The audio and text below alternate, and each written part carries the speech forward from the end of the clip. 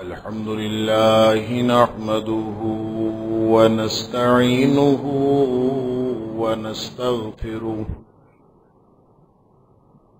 ونؤمن به ونتوكل عليه ونعوذ بالله من شرور أنفسنا ومن سيئات أعمالنا من يهده الله فلا مضل له ومن يضلل فلا هادي له وأشهد أن لا إله إلا الله وحده لا شريك له وأشهد أن محمدا عبده ورسوله صلى الله عليه وسلم أرسله بالحق بشيرا ونذيرا بين يدي الساعة فمن يطع الله ورسوله فقد رشد واهتدى ومن يعص الله ورسوله فقد ضل وغوى فإنه لا يضر إلا نفسه ولا يضر الله شيئا نسأل الله ربنا أن يجعلنا ممن يطيعه ويطيع رسوله ويتبع رضوانه ويجتنب سخطه فإنما نحن به وله أما بعد فإن خير الحديث كتاب الله وخير الهدي هدي محمد صلى الله عليه وآله وسلم وشر الأمور محدثاتها وكل محدثة بدعة وكل بدعة ضلالة وكل ضلالة في النار فأعوذ بالله السميع العليم من الشيطان الرجيم من همزه ونفخه ونفثه بسم الله الرحمن الرحيم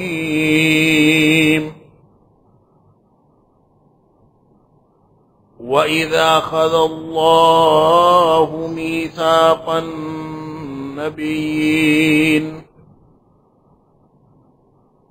وإذا أخذ الله ميثاق النبيين لما آتيتكم من كتاب وحكمة ثم جاءكم رسول مصدق لما معكم لتؤمنن به ولتنصرنه قال أقررتم وأخذتم على ذلكم إصري قالوا أقررنا قال فاشهدوا وأنا معكم من الشاهدين فمن تولى بعد ذلك فأولئك هم الفاسقون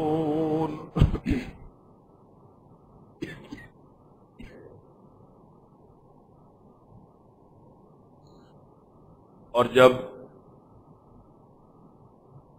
اللہ نے عہد لیا، وعدہ لیا نبیوں سے کہ جب تمہارے پاس میری طرف سے کتاب اور حکمت آ جائے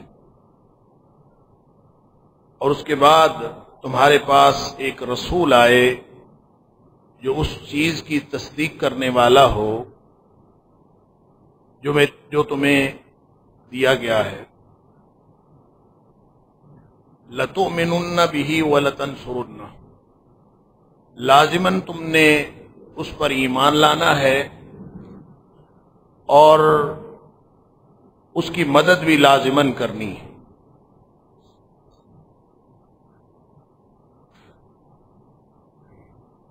پھر اللہ نے فرمایا اقررتم واخذتم علی ذلکم اصری، کیا تم اس بات کا اقرار کرتے ہو اور میری طرف سے اس کو بطور ذمہ داری قبول کرتے ہو؟ قالوا اقررنا، سارے نبیوں نے کہا کہ ہم نے اقرار کیا۔ قال فاشهدوا وانا معكم من الشاہدین، اللہ کریم نے ارشاد فرمایا کہ بس تم بھی گواہ ہو جاؤ اور میں بھی تمہارے ساتھ گواہی دینے والوں میں سے ہوں۔ صدق اللہ العظیم۔ اللہ تعالی نے نبیوں کا سلسلہ حضرت آدم علیہ السلام سے شروع کر کے نبی اکرم صلی اللہ علیہ وآلہ وسلم تک مکمل کر دیا، اور نہ صرف یہ مکمل فرمایا بلکہ اس سلسلہ تکمیل پر جو پہلے انبیاء ہیں ان سب کی گواہی اور شہادت بھی لے لی اور ان سے اقرار بھی لے لیا۔ اس اقرار کا مفہوم یہ ہے کہ جو نبی اور رسول ہوتا ہے وہ اللہ کی طرف سے بھیجا گیا ہوتا ہے، اس کی اپنی کوئی اتھارٹی نہیں ہوتی، وہ اللہ سے اتھارٹی لے کر آتا ہے۔ تو جس نے اتھارٹی دی ہے، جس نے اختیار دیا ہے، جس نے اپنا نمائندہ بنا کر بھیجا ہے، وہ اختیار بھیجنے والے کا ہے، بھیجے ہوئے کا نہیں ہے۔ لہذا کسی موقع پر بھی بھیجنے والا وہ اس کی جگہ پر کسی نئے کو بھیج دے، اس کے بعد کسی اور کو بھیج دے، کسی ایک علاقے میں بھیج دے، کسی دوسرے علاقے میں کسی اور کو بھیج دے، یہ بھیجنے والے کا اختیار ہے، وہ کسی کو جیسے بھی بھیجتا رہے۔ پھر وہ ایک آخری رسول بھیجے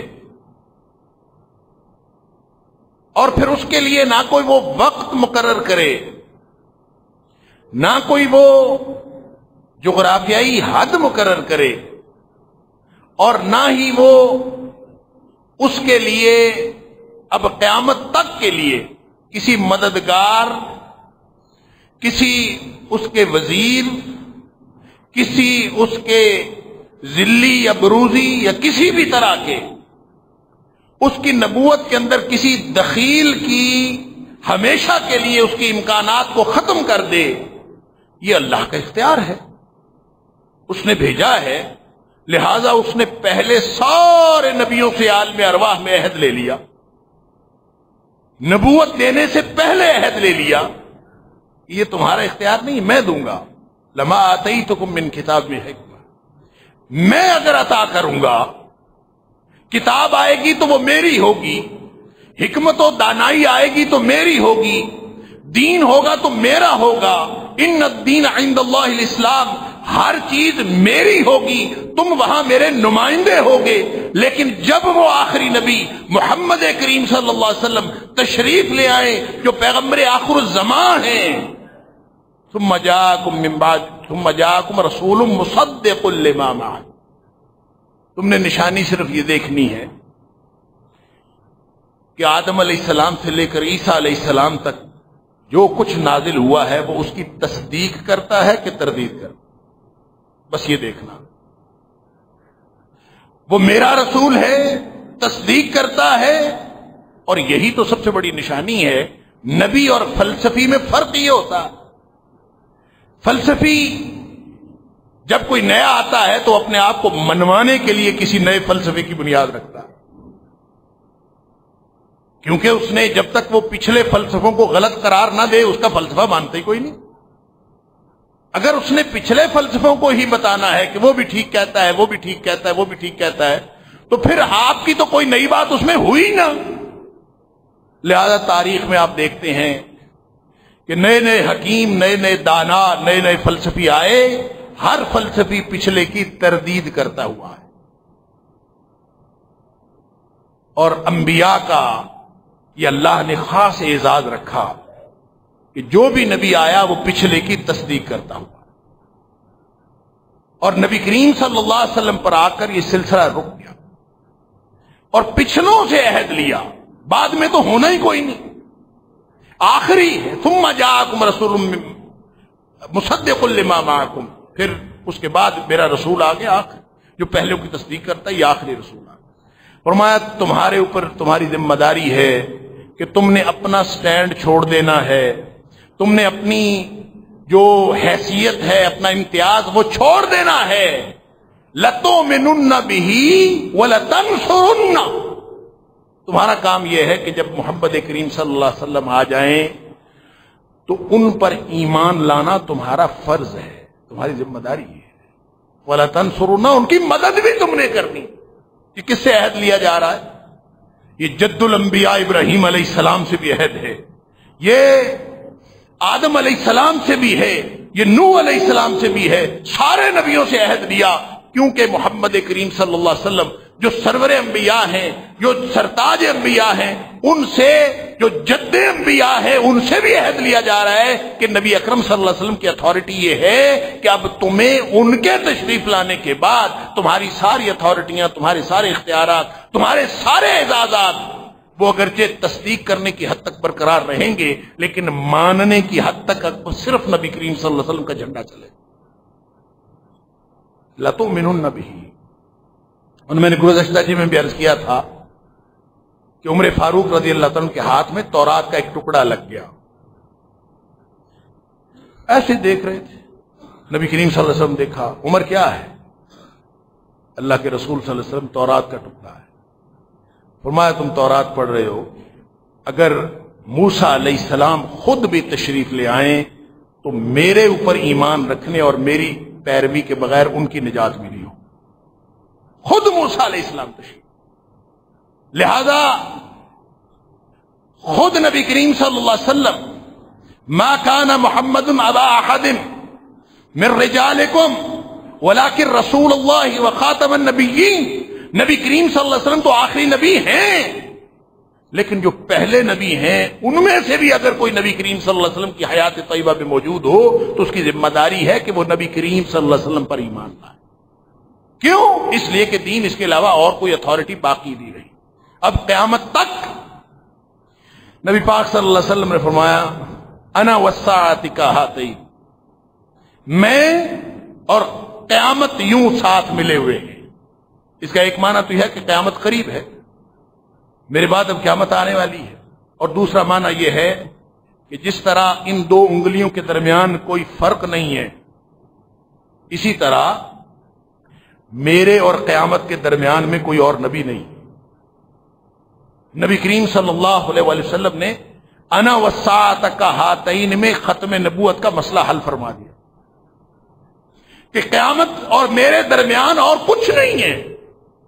اور ایک حدیث میں آتا ہے، آپ نے فرمایا انا آخر الانبیاء وان امتی آخر الامم، میں نبیوں میں سے سب سے آخری ہوں اور میری امت ساری امتوں میں سے آخری امت ہے۔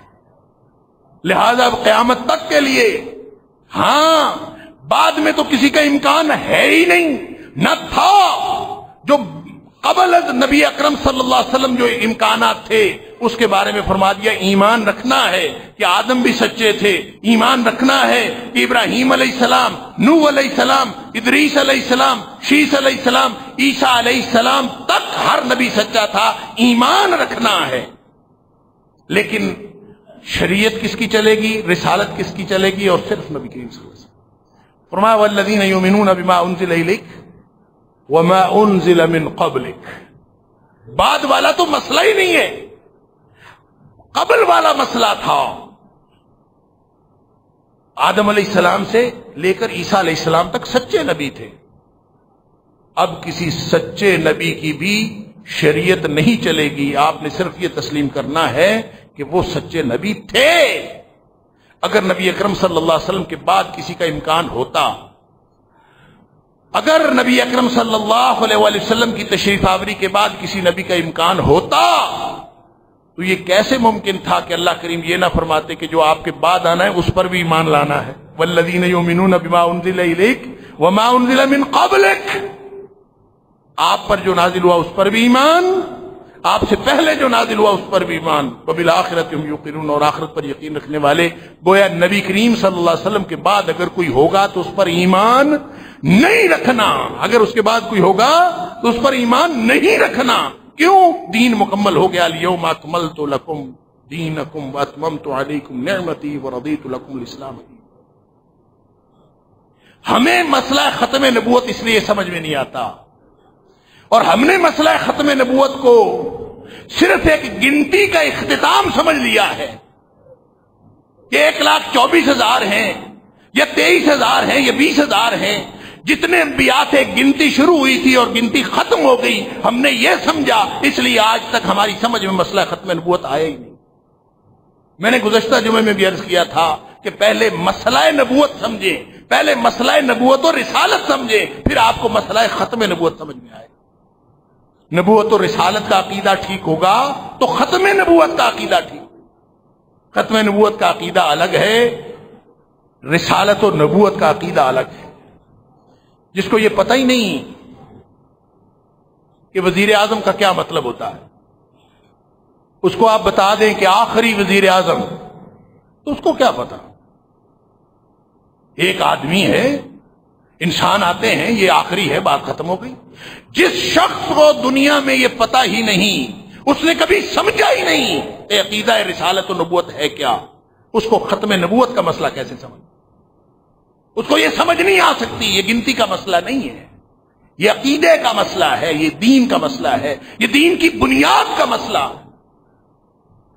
اور صحیح بات ہے، مجھے جو لگتا ہے کہ اگر نبی اکرم صلی اللہ علیہ وسلم کی وہ حدیث اور قرآن کی وہ آیات آپ سامنے پڑھتے جائیں جو نبوت کو، نبی پاک صلی اللہ علیہ وسلم کی رسالت کو آخری نبوت اور رسالت قرار دیتی ہیں، تو یہ بات آہستہ آہستہ واضح ہوتی چلی جاتی ہے کہ جتنے فساد ہیں عقیدے کے، جتنے فساد ہیں عمل کے، اللہ اکبر، یہ سارے فساد پڑتے ہی اس وقت ہیں جب عقیدہ ختم نبوت انسان کی تفہیم سے باہر۔ جس کا عقیدہ ختم نبوت صحیح نہیں ہے اس کا کبھی دین صحیح نہیں ہو سکتا۔ یہ اس بات سے الگ ہے کہ جیسے میں نے عرض کیا تھا کہ ایمان مرکب ہے، ایمان کے اندر عقیدہ توحید بھی ہے، ایمان کے اندر عقیدہ رسالت بھی ہے، عقیدہ آخرت بھی ہے، جنت دوزخ کا تصور بھی ہے، تقدیر پر بھی ایمان ہے، یہ سارا ایمان کے اندر شامل ہے۔ اور اس میں سے اگر ایک جز بھی غلط ہو، خراب ہو، اس میں نقص ہو، تو باقی سارے اجزاء ایمان بھی ناقابل اعتبار ہوتے ہیں۔ لہذا کوئی یہ نہ کہا کرے کہ فلاں آدمی اس کا عقیدہ رسالت تو ناقص ہے لیکن اس کا عقیدہ توحید بڑا اچھا ہے، اس کے عقیدہ توحید کی کوئی حیثیت نہیں جس کا عقیدہ رسالت ناقص۔ میں اس پر بات کر چکا ہوں گزشتہ۔ بتانے کی بات یہ ہے کہ دنیا میں جتنے فساد ہیں عقیدے اور عمل کے، وہ سارے فساد کا دروازہ کھلتا ہے جب نبی اکرم صلی اللہ علیہ وسلم کی نبوت کو ہم آخری نبوت اور آخری رسالت تسلیم نہیں کرتے۔ نبی پاک صلی اللہ علیہ وسلم آج کل دیکھ لیجئے، آئے روز نئے سے نئے مسئلے، نئے سے نئے فتنے۔ اب سنا ہے کہ ایک نیا قانون لایا جا رہا ہے پاکستان کے اندر، جبری تبدیلی مذہب کے انسداد کا بل۔ وزارت مذہبی امور میں اور اسلامی نظریاتی کونسل میں وہ زیر غور ہے۔ میں انشاءاللہ کوشش کروں گا اگلے جمعے اس کے اوپر ہم تفصیلی گفتگو کریں۔ اور وہ کیا قانون ہے کہ کسی شخص کو 18 سال کی عمر سے پہلے اپنا مذہب تبدیل کرنے کی اجازت نہیں۔ کیا خوف ہے، کس سے ڈر ہے؟ اور پھر اگر کوئی 18 سال کے بعد بھی اگر کوئی اسلام قبول کرنا چاہے، اپنا مذہب تبدیل کرنا چاہے، تو وہ خود سے اسلام قبول کرنے کی اپنی مرضی سے اسلام کو قبول کرنے کا اختیار نہیں رکھتا، اس کو سیشن جج کو، ایڈیشنل سیشن جج کو درخواست دینی ہوگی کہ میں اپنا مذہب تبدیل کرنا چاہتا ہوں۔ اب جج کی مرضی ہے کہ وہ اس کو 20 دن دے، 21 دن دے، 40 دن دے یا 90 دن دے، اس کو کہے گا کہ تم اور اس مذہب کے جس مذہب کا ماننے والا وہ ہے، مثلا کوئی ہندو اگر اسلام قبول کرنا چاہتا ہے یا عیسائی اسلام قبول کرنا چاہتا ہے تو وہ اگر تو 18 سال سے کم عمر ہے تو وہ اسلام قبول کر ہی نہیں سکتا، چاہ انا للہ و انا الیہ۔ اور جس نے 18 سال کی بڑی عمر ہے اس نے اسلام قبول کرنا ہے تو وہ سیشن جج کو درخواست دے جا کے کہ جی میں نے اسلام قبول کرنا ہے، وہ اس کو 90 دن کا وقت دے گا، اور پھر اگر وہ عیسائی ہے تو عیسائیوں کو، اگر وہ ہندو ہے تو ہندوؤں کو، اس کے سارے پروہتوں کو اور ان کے پادریوں کو بلا لے گا کہ آؤ اس کو سمجھاؤ کہ یہ اسلام قبول نہ کرے، اس کو اپنا لٹریچر دو، اس کو اپنی کتابیں دو، یہ قانون کے اندر لکھا انا للہ و انا الیہ۔ اور پھر وہ اگر وہ کتابیں پڑھنے کے بعد بھی اپنے جو مذہب کے مقتدر طبقہ ہے ان کے پادری اور پروت وغیرہ ان کے کہنے کے باوجود وہ کہتا ہے نہیں میں نے پھر بھی اسلام قبول کرنا ہے میں نے، تو پھر وہ درخواست دے گا اور پھر وہاں پہ اقرار کرے گا، اور 90 دن کے انتظار کے بعد پھر ان کو سرٹیفکیٹ جاری کر دیا جائے گا کہ یہ دوسرا مذہب قبول کر سکتا ہے۔ اور اگر اس دوران یہ ثابت ہو جائے کہ کسی مولوی نے، کسی مبلغ نے، کسی تبلیغ کرنے والے نے یا کسی بھی شخص نے اس کے اوپر کوئی دباؤ ڈالا ہے، اگر ان 90 دنوں میں، ظاہر ہے جب ان کے بڑے آ کے اس کو سمجھائیں گے تو وہ کسی بھی وقت کچھ بھی کہہ سکتا ہے، تو اگر اس نے کہہ دیا کہ میرے اوپر فلاں نے دباؤ ڈالا تھا تو اس کو 3 سال سے لے کر 10 سال تک قید کی سزا ہو سکتی ہے اور جرمانے کی سزا ہو سکتی ہے، یعنی آئندہ کوئی تبلیغ بھی نہ کرے۔ یہ الحمدللہ ہمارا اسلامی جمہوریہ پاکستان میں یہ قانون زیر بحث ہے، زیر تجویز، انا للہ و انا الیہ۔ یہ میں نے ایک مثال دی ہے۔ مسئلہ کیا ہے؟ مسئلہ ختم نبوت کے عقیدے کا مسئلہ۔ ہمیں یہ سمجھ ہی نہیں آئی کہ نبی اکرم صلی اللہ علیہ وسلم کی نبوت مکمل ہو جانے کا مطلب کیا ہے۔ اگر اس کا مطلب صرف گنتی ختم ہو جانا ہے تو بناتے رہو اس طرح کے قانون، کرتے رہو اس طرح اپنی مرضیاں، نئی نئی ریاستیں بناتے رہو، کئی کئی قانون بناتے رہو، دین کے اندر تبدیلیاں کرتے رہو، اسلامی جمہوریہ پاکستان کے اندر غیر اسلامی بل لاتے رہو۔ اگر تمہارا خیال یہ ہے کہ نبی کریم صلی اللہ علیہ وسلم کے بعد بھی کسی کے پاس یہ اتھارٹی ہے، کسی کے پاس یہ اختیار ہے، چاہے وہ کوئی پارلیمنٹ ہو، چاہے وہ کوئی شخص ہو، چاہے وہ کوئی امام ہو، چاہے وہ کوئی بڑا ہو، چاہے وہ مولوی ہو، چاہے وہ مرشد ہو، چاہے وہ گروپ ہو، چاہے ساری قوم ہو، چاہے ساری دنیا ہو، اگر کوئی سمجھتا ہے نا کہ کسی کے پاس دین کا کوئی اختیار باقی ہے، کسی کے پاس کوئی اتھارٹی ہے، کسی کا کہا ہوا قانون ہے، کسی کے بنانے سے قانون بن جاتا ہے، اگر یہ سمجھتا ہے تو اس کا مطلب ہے اس کا عقیدہ ختم نبوت ناقص ہے۔ اس کو معلوم ہی نہیں ہے کہ نبی کریم صلی اللہ علیہ وسلم کے آخری نبی ہونے کا مطلب کیا ہے۔ نبی کریم صلی اللہ علیہ وسلم کے آخری نبی ہونے کا مطلب یہ ہے کہ وَمَا أَرْسَلْنَا مِن رَّسُولٍ إِلَّا لِيُطَاعَ بِإِذْنِ اللَّهِ، نبیوں کی حیثیت یہ ہوتی تھی، یہ اتھارٹی ہوتی تھی کہ اللہ کا حکم ہوتا تھا، یہ مطاع ہوتے تھے، ان کی اطاعت کرنا فرض ہوتا تھا، ان کا کہا ہوا قانون ہوتا تھا۔ جتنے بھی نبی آتے تھے ہر نبی اللہ سے یہ اتھارٹی لے کے آتا تھا۔ اب آخری نبی محمد کریم صلی اللہ علیہ وسلم تشریف لا چکے، اب قیامت تک یہ اتھارٹی صرف نبی پاک صلی اللہ علیہ وسلم کے پاس ہے۔ من احدث فی امرنا ھذا ما لیس منہ فہو رد، اب کوئی ایک بھی بات اپنی طرف سے بنا کے کرے گا جو اس دین میں نہیں، الیوم اکملت لکم دینکم واتممت علیکم نعمتی ورضیت لکم الاسلام دینا، جو دین میں نے مکمل کر دیا ہے، اب کسی نے اگر ایک بات بھی اس میں اضافہ کیا فہو رد، وہ ریجیکٹڈ ہے، چاہے پارلیمنٹ کرے، چاہے کوئی شخص کرے، چاہے کوئی امام کرے، چاہے کوئی بڑا کرے، چاہے کوئی چھوٹا کرے، حتیٰ کہ ساری دنیا مل کے بھی کرے تو فہو ردن، وہ ریجیکٹڈ ہے، بات ختم. یہ ہے عقیدہ ختم نبوت.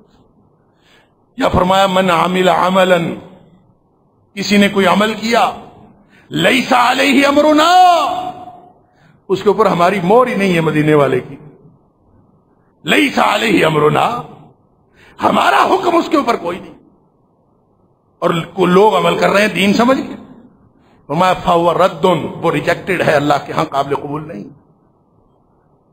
یہ ساری چیزیں جڑی ہوئی ہیں عقیدہ ختم نبوت کے ساتھ. نبی اکرم صلی اللہ علیہ وسلم نے فرمایا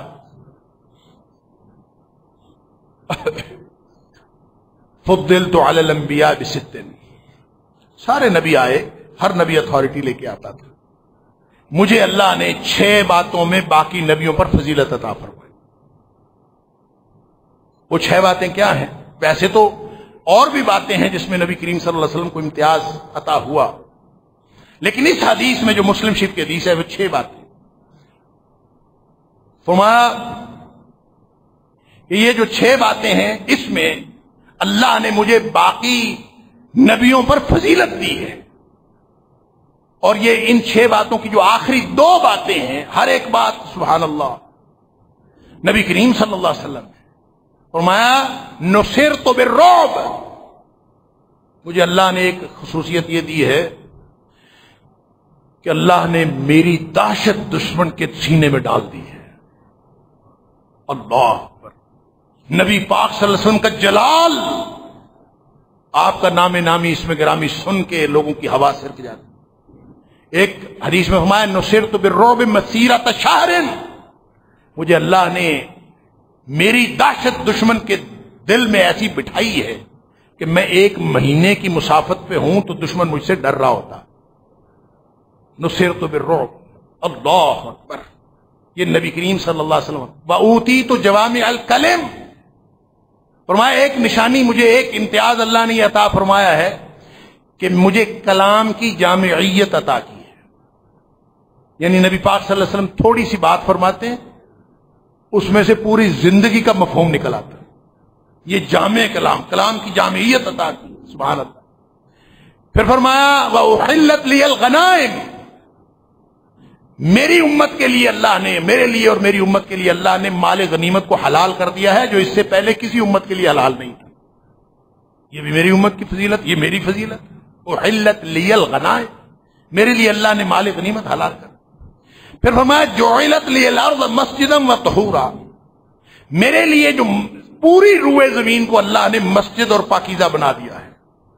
یعنی یہ مسجد، یہ جو 4 دیواری ہے، یہ مسجد کے لیے خاص ہے. یہ سجدہ گاہ ایک خاص بنائی جاتی ہے اور یہ اللہ کے دین کا ایک مرکز ہوتا ہے. یہ نہ بھی ہو تو آپ کسی بھی جگہ پہ اگر نماز پڑھیں، چاہے جنگل میں ہو، کسی بھی جگہ پہ آپ نماز پڑھیں، آپ کی نماز ہو جاتی ہے. جعلت لی الارض مسجدا وطہورا، مجھے میرے لیے پوری روئے زمین سجدہ گاہ بھی بنائی گئی ہے اور پاکیزہ بھی بنائی گئی. کہیں غلاظت اور گندگی نہ پڑی ہوئی ہو، بس وہ ہٹا دیں اور باقی ساری زمین پاک ہے. ہر جگہ مسجد ہے جہاں مرضی نماز پڑھو.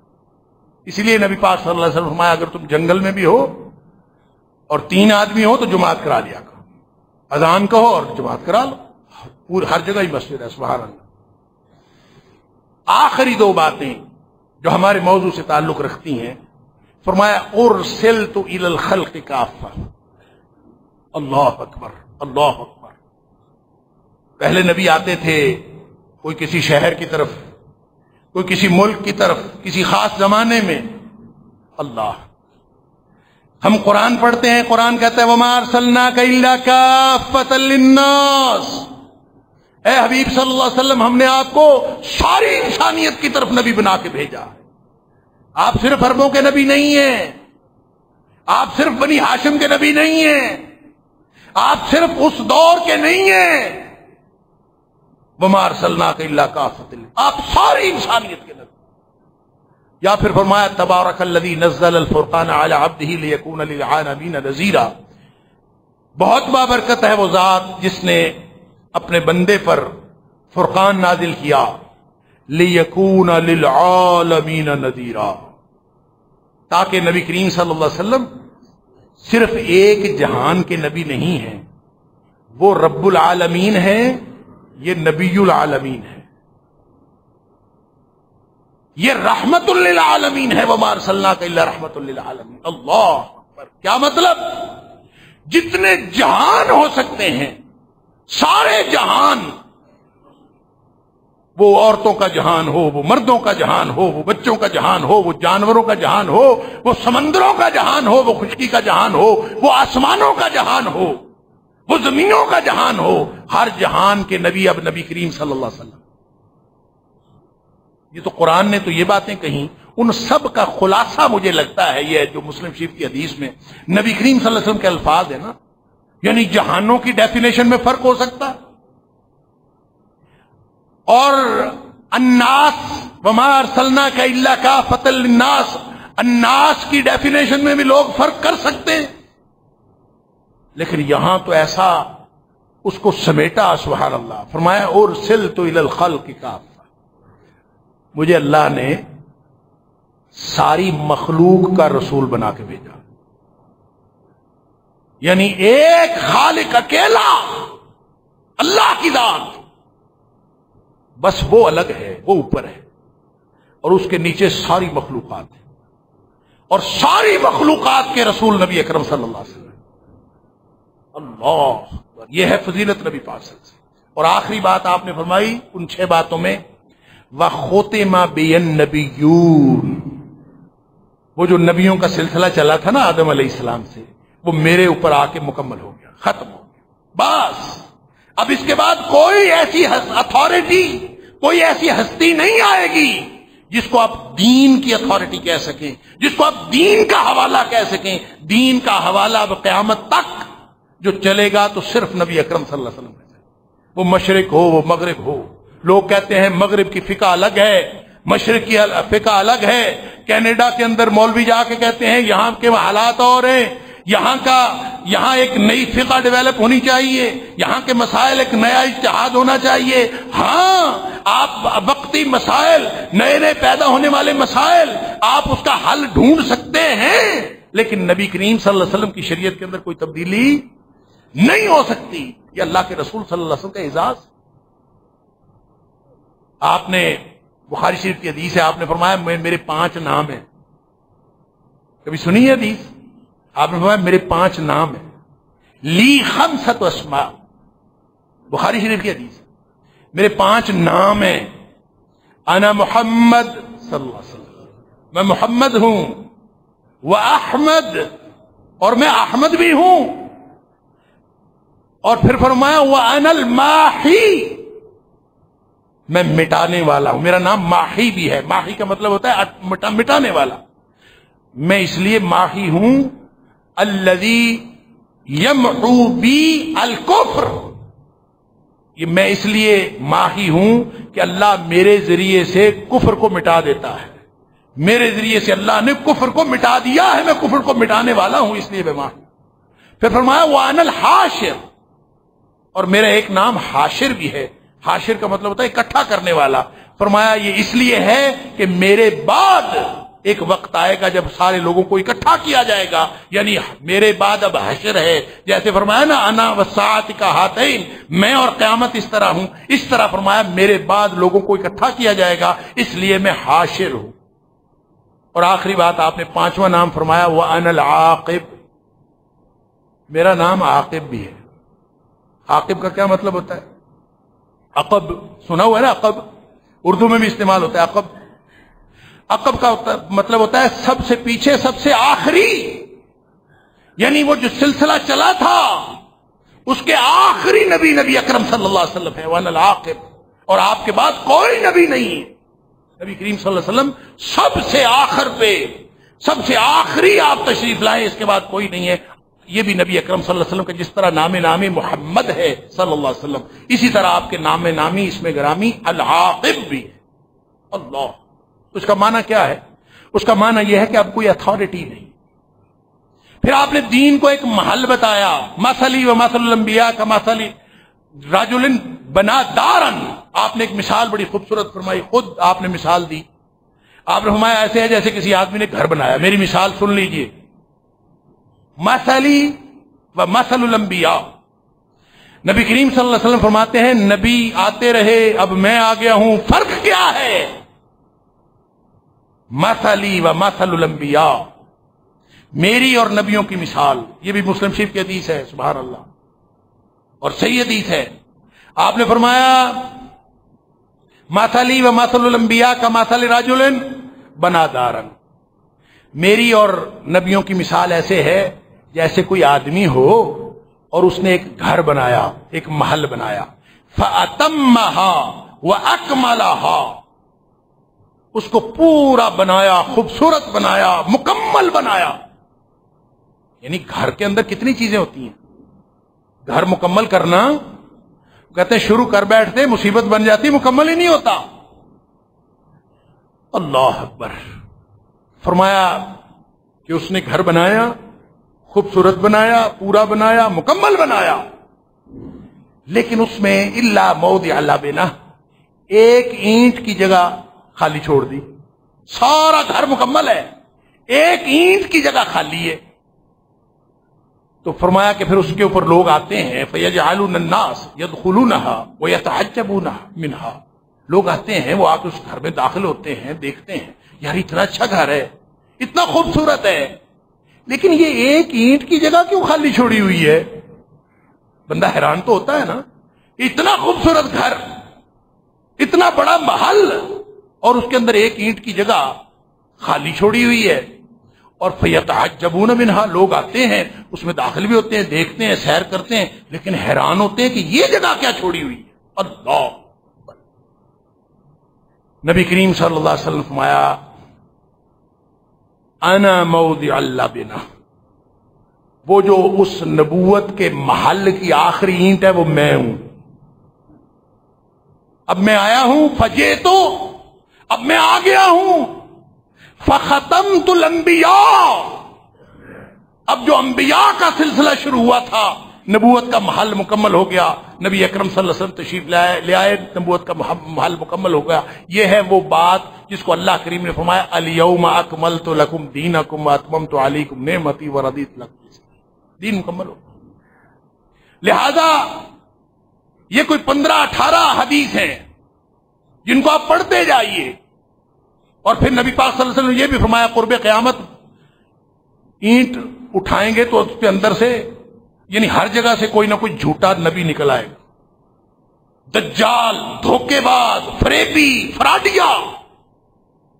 آپ نے فرمایا لا تقوم الساعہ, بخاری شریف کی حدیث ہے, لا تقوم الساعہ, قیامت نہیں آئے گی کہ حتی یبعث دجالون کذابون قریبا من 30 کے قریب جھوٹے, دغا باز, دھوکے باز, فراڈیے آئیں گے. فرمایا کلہم یزعم انہ رسول اللہ, ان میں سے ہر ایک یہ دعویٰ کرے گا, یہ گمان کرے گا میں اللہ کا رسول ہوں, نعوذ باللہ من ذالک. آپ نے فرمایا وَلَكِنْ لَا نَبِيَّ بَعْدِي وَأَنَا خَاتِمُ النَّبِيِّينَ, میں آخری نبی ہوں, میرے بعد کوئی نبی نہیں ہے. سارے جھوٹے ہوں گے جو بھی کوئی نبی کی ہونے کا دعویٰ. اب آ جائیے آخر پہ, میں بات مکمل کرتا ہوں, وقت ہو گیا. کہ نبی کریم صلی اللہ علیہ وسلم کی نبوت مکمل ہونے کا معنی یہ ہے کہ اب قیامت تک کوئی ہستی ایسی نہیں آئے گی جو واحد اتھارٹی ہو دین کی, نہ وہ کوئی گروپ. آخری امت بھی نبی کریم صلی اللہ علیہ وسلم. ایک حدیث میں آتا ہے, ابو داؤد شریف کی حدیث ہے, ان الرسالہ, بلکہ ترمذی شریف میں ہے, ان الرسالہ والنبوہ قد انقطعت, رسالت اور نبوت مکمل ہو کے ختم ہو گئی. وَأَنَا خَاتِمُ النَّبِيِّينَ لَا نَبِيَّ بَعْدِي, اب میرے بعد کوئی نبی نہیں ہے. اور فرمایا لا نبی لا نبوت بعدی ولا رسالت بعدی, میرے بعد نہ کوئی نبوت ہے نہ کوئی رسالت. اس کا معنی یہ ہے میرے بھائیوں, میرے بزرگوں, میرے عزیزوں, اس کا معنی یہ ہے کہ نبی کریم صلی اللہ علیہ وسلم کے بعد کوئی ایسی ہستی نہیں آئے گی جو قابل اطاعت ہو, جو جس کا کہا ہوا قانون ہو, ایسی کوئی ہستی نہیں آئے گی. لہذا اکیلے مرزا قادیانی کی بات نہیں ہے، ہر شخص کی بات ہے جو اپنے آپ کو دین کی اتھارٹی سمجھے، وہ بھی نبی اکرم صلی اللہ علیہ وسلم کے نبوت اور رسالت کے حق پر ڈاکہ ڈالتا ہے، اور جس کو لوگ دین کی اتھارٹی سمجھے اللہ کے رسول صلی اللہ علیہ وسلم کے بعد، چاہے وہ جتنا مرضی بڑا ہو. ابو بکر اس لیے ہے کہ اس کے اوپر مہر نبی کریم صلی اللہ علیہ وسلم کی ہے. عمر اس لیے عمر ہے کہ نبی پاک صلی اللہ علیہ وسلم کا فرمان ہے لو کان بعدی نبی لکان عمر، میرے بعد اگر کوئی نبی ہوتا تو عمر ہوتا. علی رضی اللہ تعالیٰ عنہ بہت شان والے ہیں، ان کی شان اس لیے ہے کہ نبی کریم صلی اللہ علیہ وسلم ان کی شان بنائی. ایک دفعہ تبوک کے موقع پر نبی کریم صلی اللہ علیہ وسلم نے حضرت علی رضی اللہ تعالیٰ عنہ کو اپنا جانشین بنا دیا. مدینے میں لمبا سفر تھا، آپ نے مدینے میں جانشین حضرت علی رضی اللہ تعالیٰ عنہ کو بنا دیا. اب یہ غزوہ تبوک کے موقع پر آپ لوگوں کو معلوم ہے بہت ہی ایک کریٹیکل ٹائم تھا، جیش الاسرہ تھا، وہاں جانا بڑا زندگی موت کا مسئلہ تھا. نبی کریم صلی اللہ علیہ وسلم علی رضی اللہ تعالیٰ عنہ جیسے بہادر اور شجاع شخص کو مدینے میں اپنا جانشین بنا دیا. حضرت علی کو بڑا دکھ ہوا، کہتے ہیں اللہ کے رسول صلی اللہ علیہ وسلم تخلفنی فی الصبیان والنساء، اللہ کے رسول صلی اللہ علیہ وسلم آپ نے یہ کیا کیا، مجھے عورتوں اور بچوں میں جانشین بنا کے جا رہے ہیں. ہر بندہ تو جہاد پہ جا رہا. یہ پہلا موقع تھا جب نفیر عام کا اعلان ہوا تھا، سب نکلے، اور آپ کو معلوم ہے جو نہیں نکلا وہ مجرم ٹھہرا. ہر ایک کو نکلنے کا حکم ہے. علی رضی اللہ تعالیٰ کو حکم ہے کہ تم نے یہاں بیٹھنا. اللہ کے رسول تخلفنی فی النساء والصبیان، آپ نے مجھے بچوں اور عورتوں میں بنا دیا، یہ کوئی بات ہے بھلا؟ سبحان اللہ. نبی کریم صلی اللہ علیہ وسلم فرمایا اما ترضى، علی تو اس بات پہ راضی نہیں ہے ان تکون منی بمنزلۃ ہارون من موسیٰ، تو اس بات پہ خوش نہیں ہے کہ تیرا وہ مرتبہ ہو جو ہارون علیہ السلام کا موسیٰ علیہ السلام کے ساتھ تھا. تیرا وہ مرتبہ میرے ساتھ ہے. غیر انہ لا نبی بعدی، فرق یہ ہے کہ ہارون نبی تھا موسیٰ کے ساتھ، تو نبی نہیں ہے اس لیے کہ میرے بعد نبی کوئی نہیں ہے. مرتبہ تیرا مقام ہے، لہذا مقام و مرتبہ ہر ایک کا ہو سکتا ہے. وہ اس لیے ہے کہ اس پر نبی کریم صلی اللہ علیہ وسلم نے مہر لگائی. آج بھی نبی اکرم صلی اللہ علیہ وسلم فرماتے ہیں بوڑھا آدمی اس سے اللہ شرم کرتا ہے، تم بھی بوڑھے سے شرم کیا کرو. گویا ہر بوڑھا ہمارے لیے عزت دار ہے. نبی پاک صلی اللہ علیہ وسلم نے فرمایا من لم یرحم صغیرنا ولم یعقر کبیرنا فلیس منا، جو بڑوں کی عزت نہیں کرتا، چھوٹوں پہ رحم نہیں کرتا، وہ ہم میں سے نہیں. ہر بڑا ہمارے سر آنکھوں پہ ہے، ہمارے باتیں کا جھومر ہے. کیوں؟ اس کی بڑائی، اس کی عزت، اس کی تکریم نبی کریم صلی اللہ علیہ وسلم نے بنائی. مدینے والے کی مہر ہو تو ہمارے سر آنکھوں پہ ہے، نہیں تو سن لیجئے جو بھی کسی کو اتھارٹی سمجھتا ہے دین میں، وہ نبی کریم صلی اللہ علیہ وسلم کی نبوت پر ڈاکہ ڈالتا ہے. لہذا ختم نبوت کا معنی صرف یہ نہیں ہے کہ گنتی میں نبی پاک صلی اللہ علیہ وسلم آخری ہیں، بلکہ ختم نبوت کا معنی یہ ہے کہ اب قیامت تک کے لیے مسئلہ صرف نبی پاک صلی اللہ علیہ وسلم کا چلے گا، حکم صرف نبی پاک صلی اللہ علیہ وسلم کا چلے گا. اب مدینے سے صدا آئے گی، دین مدینے سے آئے گا. وہ نا ایک دفعہ میں کسی ٹی وی پروگرام میں تھا، لائیو پروگرام، تو وقفے کے دوران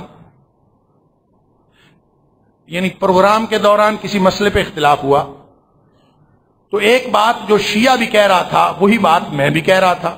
اتفاق سے اس بات میں شیعہ عالم کی بات اور میری بات وہ ہماری ایک جیسی تھی. ایک اور عالم تھا وہ ہم سے اختلاف کر رہا تھا. یہ آن ایئر پروگرام کی بات کر رہا ہوں. تو جب وقفہ ہوا نا تو وہ بندہ مجھے کہتا ہے، مجھے اور اس شیعہ عالم کو مجھے کہتا ہے ایران کا دین یہ ہوگا اور سعودی عرب کا یہ دین ہوگا، پاکستان کا دین تو یہ ہے. اپنی طرف سے اس نے بڑی دلیل دی. تو میں نے کہا یہی تو ہمارا اعزاز ہے، ہم رہیں پاکستان میں، ہم رہیں ایران میں، ہم رہیں یورپ میں، ہم جہاں بھی رہیں ہم صرف مدینے والے کے دین کو مانتے ہیں. تو میں نے کہا یہ تو تم نے تسلیم کر لیا کہ ہمارا دین مدینے والے کا دین ہے، تمہارا دین پاکستان سے اٹھا ہے، تمہارا دین، جس کا دین پاکستان کا ہو، ہندوستان کا ہو، ایران کا ہو، مغرب کا ہو، مشرق کا ہو، فَهُوَ رَدٌّ مَنْ أَحْدَثَ فِي أَمْرِنَا هَذَا مَا لَيْسَ مِنْهُ۔ یہ اتھارٹی نبی کریم صلی اللہ علیہ وسلم کی ہے، یہ کسی اور کی نہیں ہے۔ لہذا آؤ اس ایک بات پہ اکٹھے ہو جاؤ، یہ ختم نبوت ہے۔ اس بات پہ اکٹھے ہو جاؤ کہ نہ تیرا بڑا نہ میرا بڑا، صرف اس بڑے کی مانے جس کو اللہ نے بڑا بنایا ہے، اس کی مان لے بس۔ وجہ اتحاد، کوئی کہتا ہے حنفی بن جاؤ اتحاد ہو جائے گا، کوئی کہتا ہے شافی بن جاؤ اتحاد ہو جائے گا، کوئی کہتا ہے جعفری بن جاؤ اتحاد ہو جائے گا۔ نہیں، اتحاد صرف محمدی بننے میں ہوگا۔ محمدی بن جاؤ، نبی اکرم صلی اللہ علیہ وسلم کے ساتھ جڑ جاؤ، یہی دین کا تقاضا ہے، یہی عقیدہ ختم نبوت کا تقاضا ہے۔ اللہ تعالیٰ مجھے اور آپ کو، ہم سب کو سچا امتی بنائے۔ وآخر دعوانا